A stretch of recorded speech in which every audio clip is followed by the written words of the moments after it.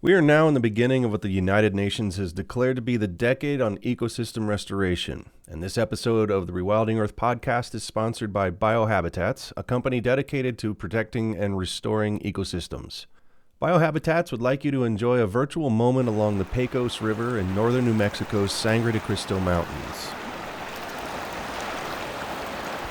Although this river has benefited from previous restoration efforts, some reaches have still been degraded by overuse. But there is good news. The site of a new 3,000-acre park along the river, which is being created to better manage recreation and restore the riverine canyon bottomlands, survived this year's devastating Hermit's Peak and Calf Canyon fire. Even better, thanks to New Mexico State Parks and a planning team that includes Biohabitats, ecology is front and center in its new master plan.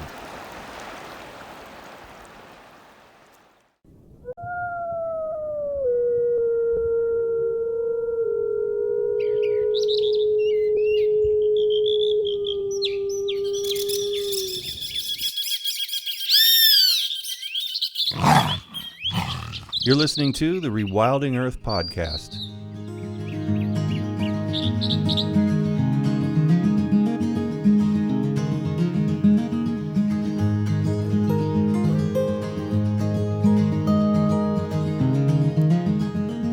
The most recent issue of Leaf Litter breathes fire. In Biohabitat's Fall Equinox issue, we meet conservation ecologist and prescribed burn expert for the Nature Conservancy, Deborah Landau. Deborah is the Director of Ecological Management at the Maryland, D.C. chapter of Nature Conservancy, where she's worked since 2001. Her work focuses on restoration at more than 30 conservancy preserves across Maryland and D.C. She works with staff and partners to restore natural communities across the state, ensuring they are healthy and resilient in light of an uncertain climate future.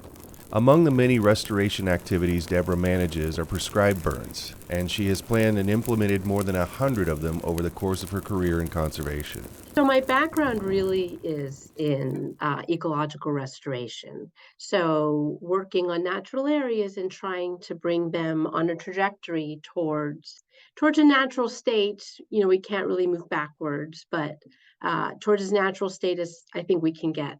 And again, fire just really comes out as the most powerful and effective tool for restoring our natural areas. Okay, well, beavers would like to have a word. So hydrology certainly plays an important role. And I think a large component, not entirely by any means, but of the reason that we're so far from the historical cycles that we used to have of fire is we've certainly altered the hydrology of lots of our natural areas, and that certainly caused some areas to be drier than they should and not to burn as historically they would have. But a lot of people don't really realize how much fire plays a role in shaping wetlands as well as uplands and grasslands and forested systems. I often wonder what North America would look like had we developed with fire in mind. I mean, Right, had we made different choices, what would our landscape look like with humans on it, but in a different way? right. So humans on it, but in a different way is key. Historically, humans have been shaping our landscape with fire for many thousands of years, 10 or 15,000 years. Indigenous people were using fire, and they had a very good understanding of how to use fire as a tool. They would use it for hunting, they would use it for clearing land, they would use it for pest control. So they absolutely understood how to manage fire and shape their natural environment to benefit them, to benefit humans, using fire as a tool. And what's happened is, after European colonization, when essentially we put a stop to these very frequent fires that were occurring across the landscape, and it's these new humans that arrived some 400 years ago by suppressing that fire, that has really resulted in the altered landscapes that we have today, and that's led to these catastrophic fires that we're seeing. One of the phrases that caught my eye in your neck of the woods is ecological fire restoration. And it sounds really cool and a heck of a lot deeper, like it could mean a lot more than just manage burn or prescribed burn. Can you talk about that? Absolutely. So, ecological fire restoration is using the natural process that is fire, which we have removed from the landscape, and bringing it back in a way that allows us to bring back the natural communities that evolved with these frequent fires. And it's tricky in a lot of situations when we try to reintroduce fire to an area from which fire has been suppressed for decades, if not a century or more. You have to be very careful. We'll call those a first entry burn. The problem is that fuels have been building up for so long that it's no longer a natural fire once you set that fire, because there's too much fuel, the trees are too close together, the duff has built up to this thick layer that just bringing fire back isn't going to restore your landscape. On the contrary, sometimes the trees that we're trying the hardest to protect. For example, on the eastern shore of Maryland, we have these big, beautiful shortleaf pines that are fire adapted. But what happens is when fire is suppressed for a very long time, you build up this thick layer of duff, of leaves, of needles, and that coats the top of the roots of the trees. And so the tree starts to send in these tiny little feeder roots up into that duff. So if your first entry burn is hot and burns off all of that duff, you're going to damage those feeder roots, and you might actually kill the large mature trees that you're working so hard to protect. So the first time you come in, you have to be really careful. Sometimes we'll make that first entry burn maybe just a couple of days after rain, and we'll just have a light burn to kind of start to burn off some of that duff, some of that fuel layer. And then the second or third time we'll come in with a little bit more intensity. And that's when we'll really start to open it back up. And that's when we'll really start to see the exciting fire effects. Like once you let in more light to the ground, a lot of the spring ephemerals will show up. Orchids love fire, and they'll pop out in areas that we hadn't seen them sometimes in decades after just one or two burns. Some other plants that need disturbance, such as pitcher plants, can come back from areas where they've been extirpated similarly for years and years. So once you get that natural fire regime going, once you've burned off that critical fuel layer, then you can really see the transformation. You'll kill off some trees, so you'll end up with fewer larger trees with this really amazingly diverse vegetative component between them. You'll get all these grasses and forbs and wildflowers. And that's when you really walk in and just say, wow, look how different this landscape looks.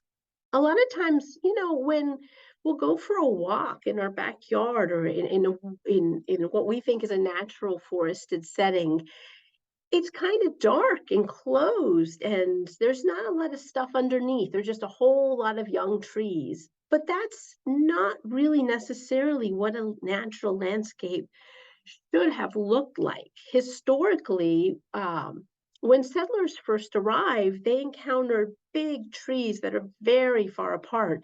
They were described forests that you could drive your horse-drawn carriage through. They were so open.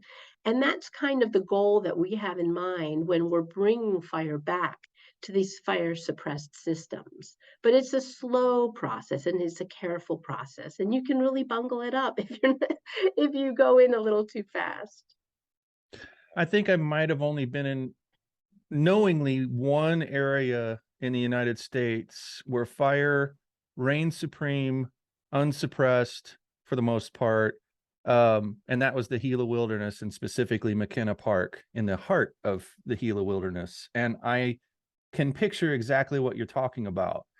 It was really strange to me growing up in the kind of forest that you described formerly, that was the kind of forest I thought was good, healthy forest that was a little bit choked up from the sunlight, choked off, and not a lot of understory. But then I walked and I luckily I got to do that with Dave Foreman and Nancy Morton, and I had somebody there to explain it to me, and he talked about this. It was ponderosa pines that were the biggest ponderosa pines I've ever seen, and they were really, really spaced apart. And he started talking about fire and how that had so, and I could see burn marks on bark all throughout the wilderness. And we saw recent burns, and they are in wilderness, so they were allowed to burn pretty much undisturbed. And when you described that, that's exactly what I pictured. Yes. So you absolutely nailed it.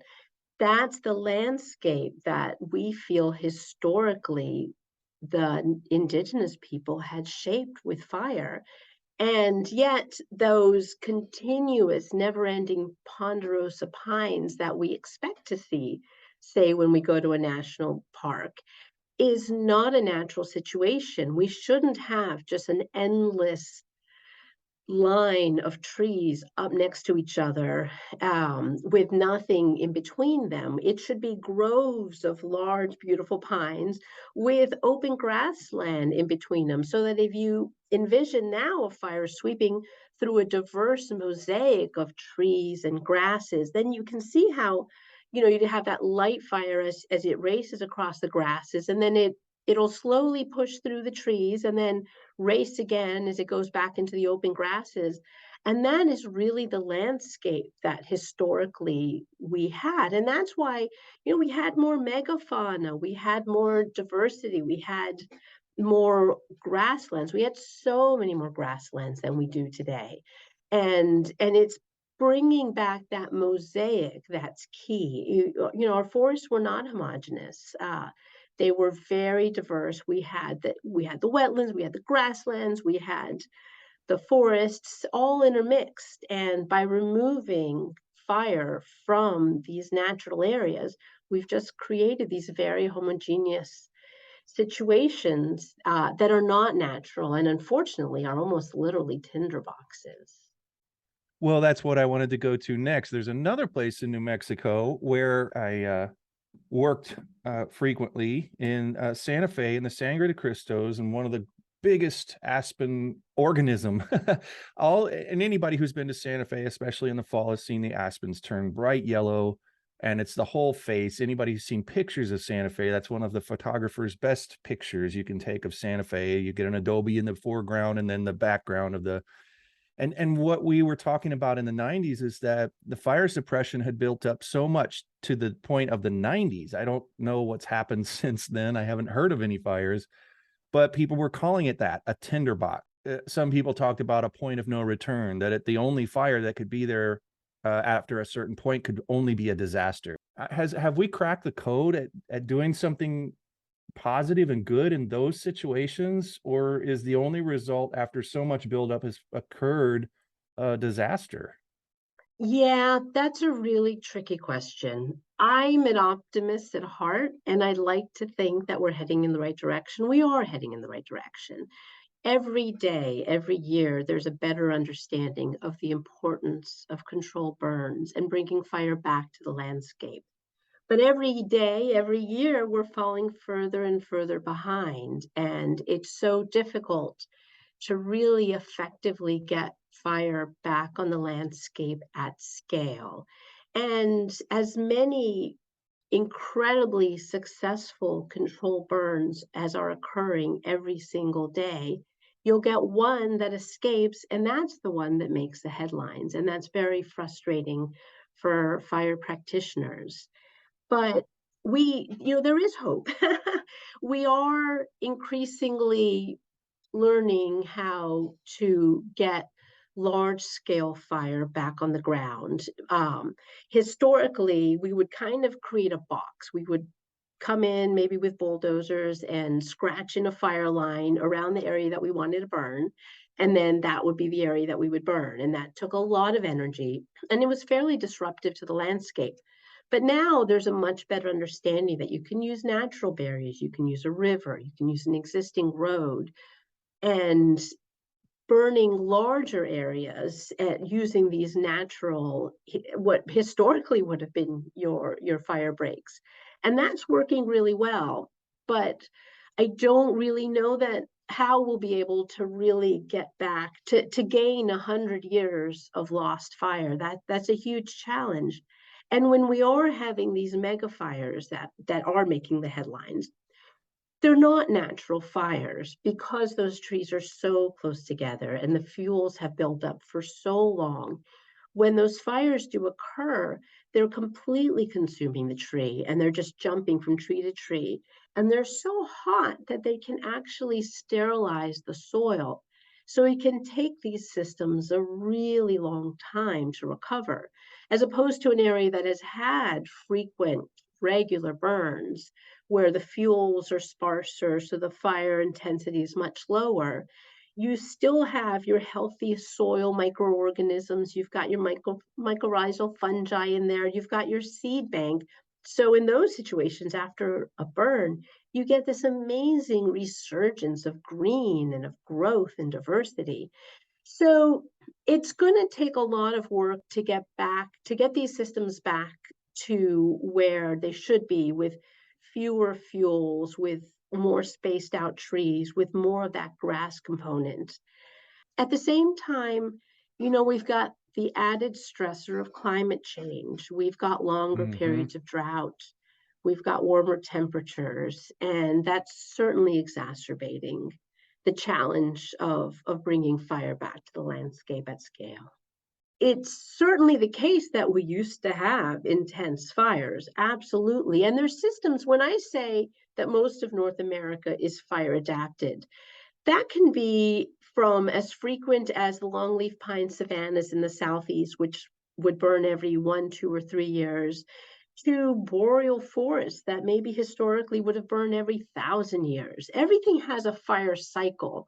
And it's just a matter of ensuring that those cycles are met.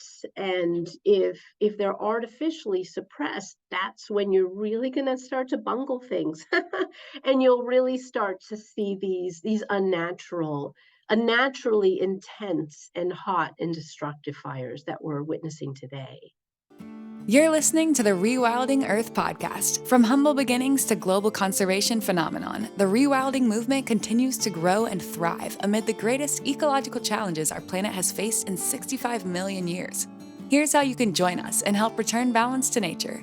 First, go to rewilding.org and subscribe to the weekly digest to keep up on the latest rewilding news, interviews, and art. Second, consider donating to support the Rewilding Institute's mission to rewild North America and beyond. And for extra credit, please like, subscribe, and share this podcast to help spread the word. Thanks so much for your support. When these things happen, the really bad burns, and there's loss of property and sometimes human lives, people start talking about Smokey the Bear type stuff. Like, they're not talking about fire is natural, and if we would have let the natural fire regime go through these areas, we probably wouldn't have built here, but we certainly wouldn't have probably also had this huge, intense, hot fire. That's not the conversation that's happening after these burns. It is a different conversation happening behind the scenes with public officials who know a little bit more and are exposed to people like you more often and understand things. And how do they balance that public pressure to say no more fires anywhere ever versus what you say? Yeah, that gets really tricky when you start to talk about humans, because what we call the wildland urban interface is when people move into these areas that historically would have had regular fires. So what's happening is, yes, on one side, we're trying to increase control burns across the landscape. But at the same time, as people want to, move into nature, they're building their homes right in these areas, which again, to them look beautiful and pristine because you just see this continuous swath of forest without really understanding the true nature of that natural area, and that historically it shouldn't look like that. And by having this continuous swath of trees, you're just moving into a really dangerous area. And we really can't stop people from buying land and moving where they want to. But that's increasingly going to be an issue as we try to get more fire on the ground and we try to restore these areas and make them safer. There has been a lot of improvement in getting the word out to people when they do build these homes in the forest on making their houses fire safe. So making sure that there's an area with low vegetation around their house, making sure that their roof, say, make it of metal instead of asphalt shingles, make sure that there's not a thick layer of pine needles on it. There are things you can certainly do to protect your home if you are living in a fire-prone area. But there's it's very difficult as more and more people are moving into these areas to safely protect them. And safety is key, because the more people that move into these areas, the more we're going to put our firefighters at risk as they move in to protect the structures where folks have moved into. So it's a real tricky situation. And another problem with these wildland urban interfaces is, so a lot of times people ask me about carbon emissions with fires. And well, when we're doing these controlled burns, goodness, isn't that a bad thing because you're releasing all this carbon into the atmosphere? And what I tell them is, well, when we're burning on purpose, when we're doing a control burn, it really is under very controlled circumstances. It's not too hot, it's not too windy, it's not too dry. We're burning in a very targeted area. And the result of those burns is this amazing resurgence in growth. So even though you've released some carbon into the atmosphere, you're locking in so much more with the new growth that you get after the burn. And there's a lot of the fuels that don't get completely consumed. They turn into, say, charcoal or pyrogenic carbon, and those actually get locked into the soil for millennia. But these mega fires that we're seeing are so hot that they're even burning the soil. So the entire tree is consumed, the soil is burned, and it takes very, very long for those systems to recover and to recover that carbon that was lost.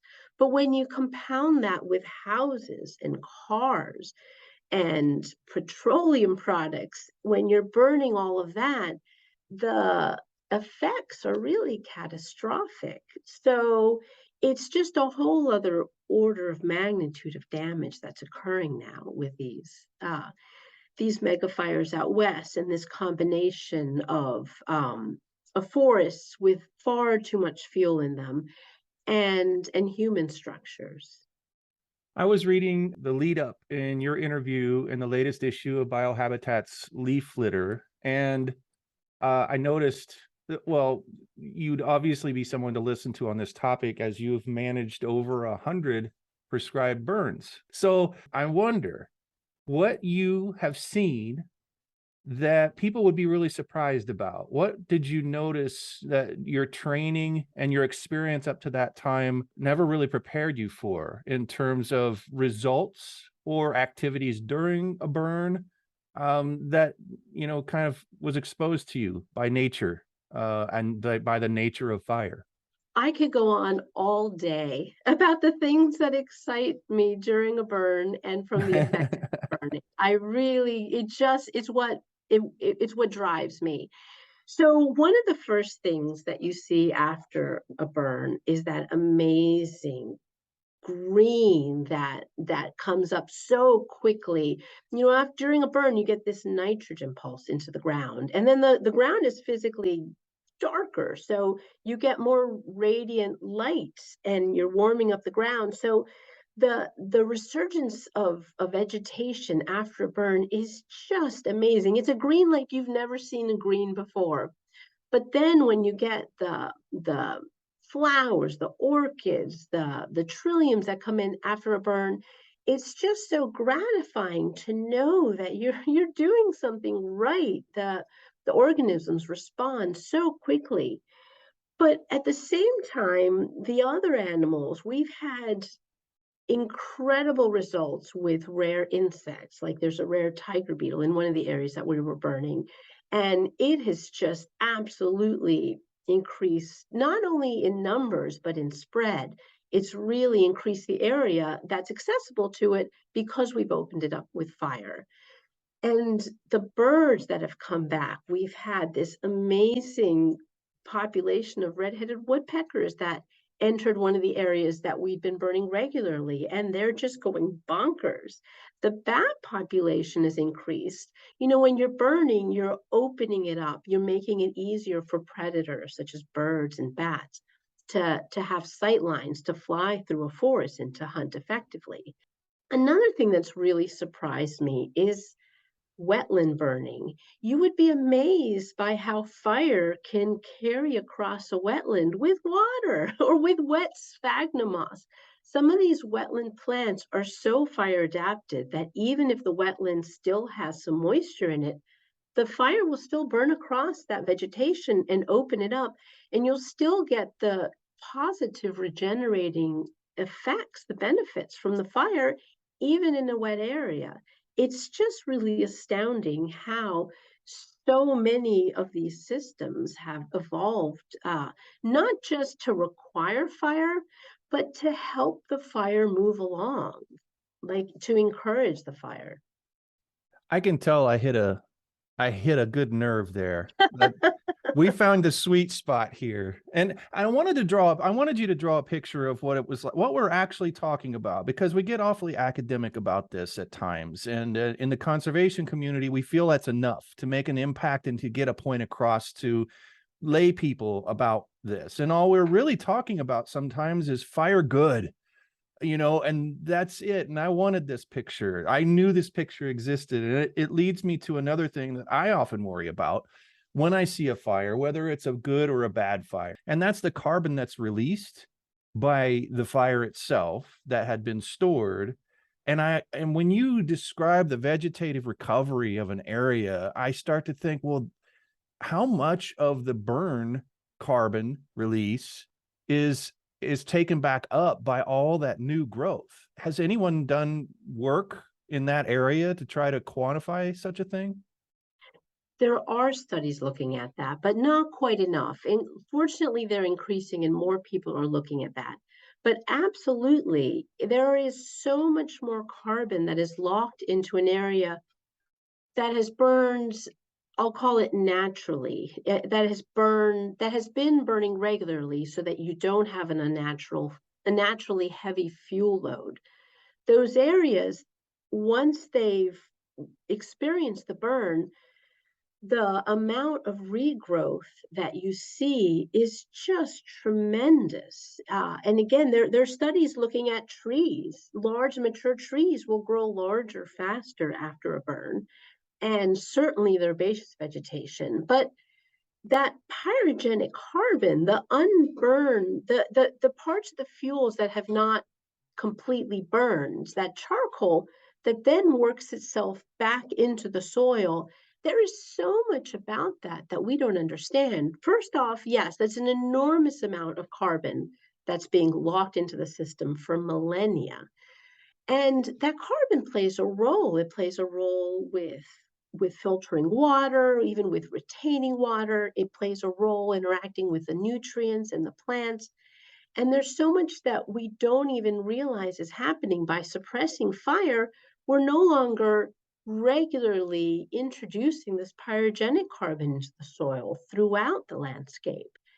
And who knows how much negative effects that we're having on the landscape, not just above by causing these mega fires because of all the fuel buildup, but below as well. We have a very poor understanding of how the microorganisms relied on the fire, how all these different systems, these different ecological systems were interacting when we had these regular fires.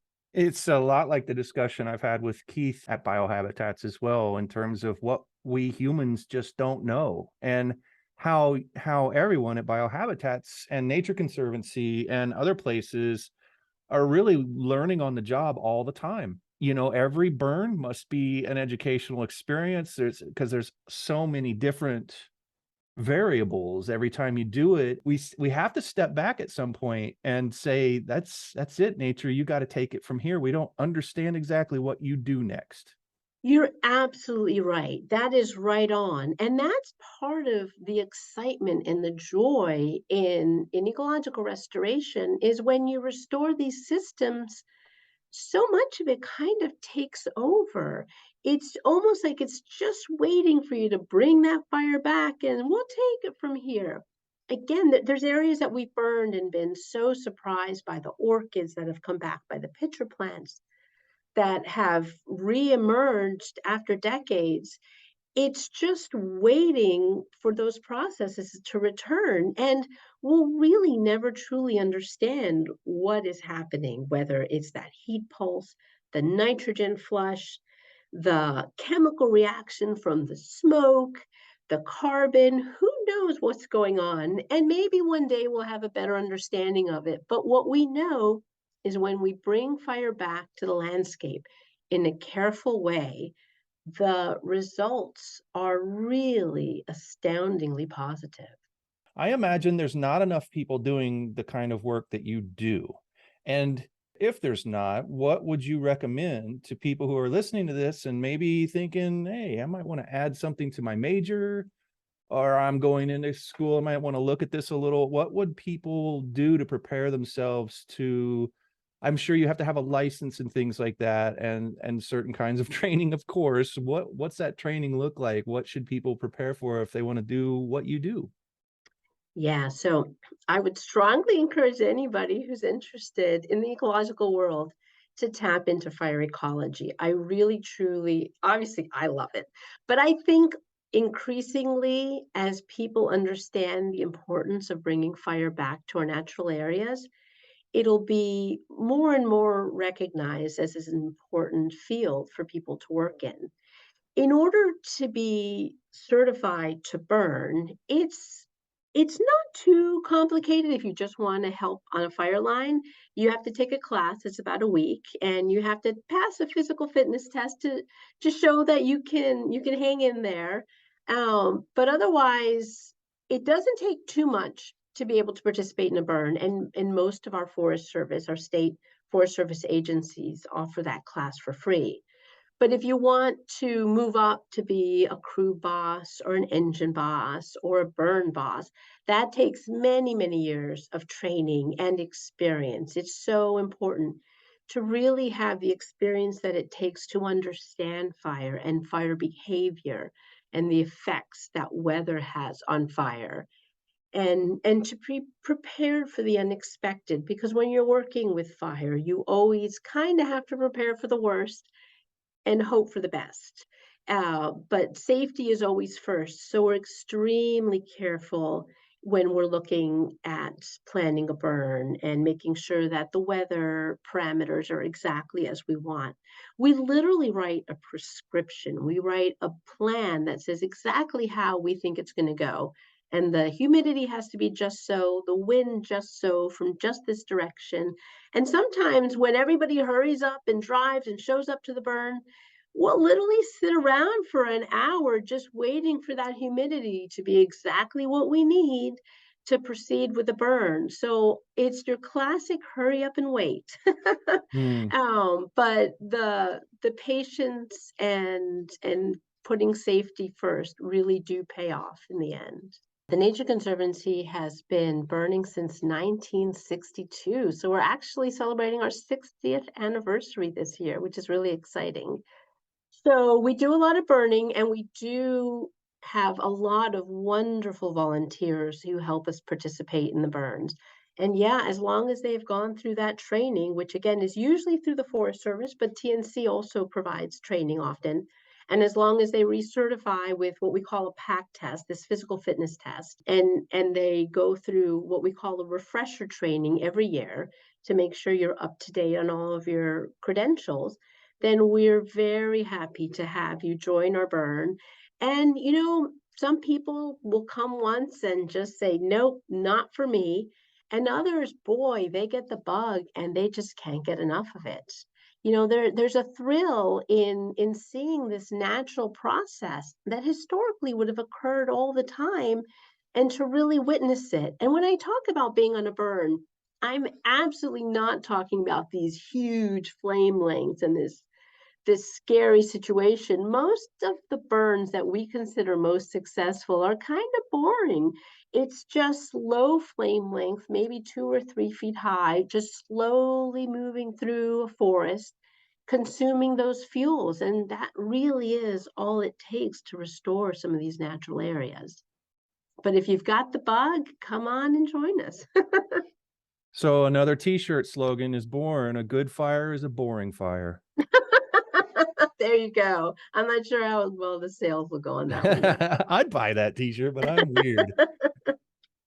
Well, Deborah, thank you so much. What can people do to learn more about this? Yeah, great question. So I would go to nature.org and enter good fire into the search, and you'll get all sorts of really interesting information on fire ecology and fire history and the work we're doing to restore our natural areas. Deborah, thanks so much for being on the Rewilding Earth podcast. Thanks so much for covering this topic. I'm so excited to talk about it with you. Thank you. Thanks for listening to the Rewilding Earth podcast. We do what we do because of you. This podcast is supported by listeners like you who long to live in a wilder world. Please consider donating at rewilding.org and subscribe to our weekly news and article digest while you're there. To go the extra mile, you can follow and share Rewilding Earth on Instagram, Facebook, and Twitter. Bonus points for sharing this podcast with your friends. To listen to past episodes, go to rewilding.org/pod. That's rewilding.org/pod.